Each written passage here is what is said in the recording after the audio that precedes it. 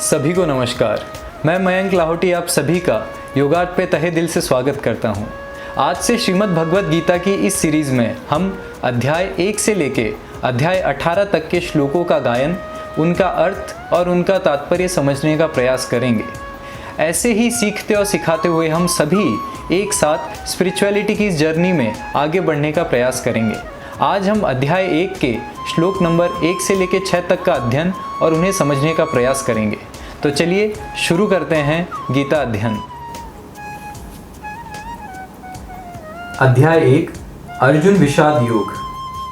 धृतराष्ट्र कहते हैं, धर्म क्षेत्रे कुरुक्षेत्रे समवेतायुयुत्सवः मामकाः पांडवाश्चैव किम कुर्वत संजयः। इसका अर्थ है, हे संजय, धर्म भूमि कुरुक्षेत्र में युद्ध की इच्छा से एकत्रित हुए मेरे तथा पांडु के पुत्रों ने क्या किया।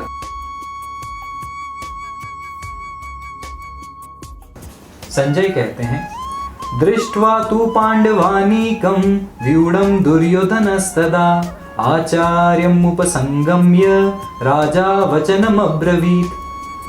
हे राजन, पांडु पुत्रों के द्वारा सेना की व्यूह रचना देखकर राजा दुर्योधन अपने गुरु के पास गया और उसने ये शब्द कहे, पश्चेतां पांडुपुत्राणां आचार्य महतीं चमूं व्यूढां द्रुपद पुत्रेण तव शिष्येण धीमता। हे आचार्य, पांडु पुत्रों की विशाल सेना को देखें जिसे आपके बुद्धिमान शिष्य द्रुपद के पुत्र ने इतने कौशल से व्यवस्थित किया है।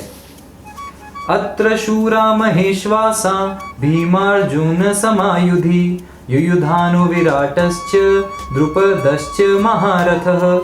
इस सेना में भीम तथा अर्जुन के समान युद्ध करने वाले अनेक वीर धुरंधर हैं तथा महारथी युयुधान, विराट तथा द्रुपद भी हैं। दृष्टकेतुश्चेकितानः काशीराजश्च वीर्यवान् पुरुजित् कुन्तिभोजश्च शैभ्यश्च नरपुंगवः। इन्हीं के साथ दृष्टकेतु, चेकितान, काशीराज, पुरुजित, कुंतीभोज तथा शैब्य जैसे महान शक्तिशाली योद्धा भी हैं।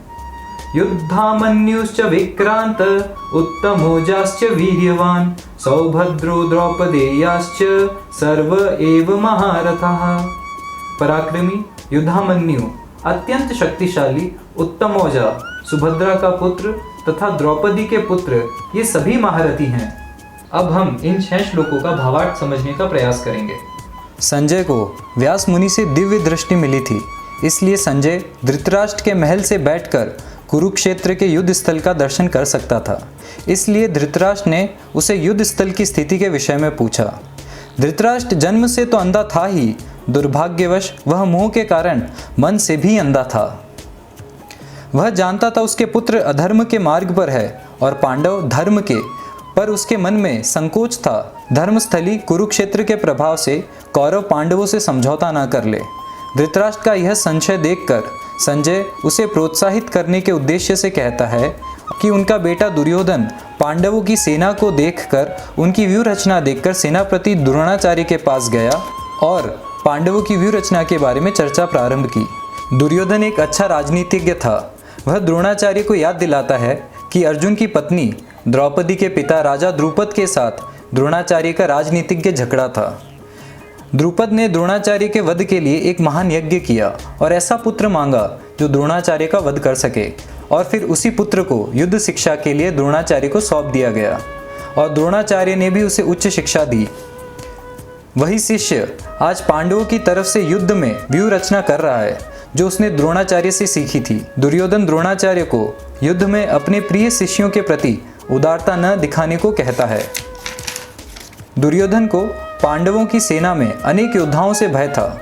इन्हें वह विजय पथ पर बाधक बताता था जो युद्ध में अर्जुन और भीम के समान ही पराक्रमी थे, जैसे महारथी युयुधान, विराट, द्रुपद, दृष्टकेतु, चेकितान, काशीराज, पुरुजित, कुंतीभोज तथा शैब्य जैसे महान योद्धा थे। पराक्रमी युद्धामन्यु, शक्तिशाली उत्तमौजा, सुभद्रा का पुत्र तथा द्रौपदी के पुत्र, ये सभी महान महारथी हैं। अगले भाग में हम इससे आगे अध्ययन करेंगे। तब तक आप सभी खुश रहें, आप सभी स्वस्थ रहें। आप सभी को प्रणाम, आप सभी को नमस्कार। बहुत बहुत धन्यवाद।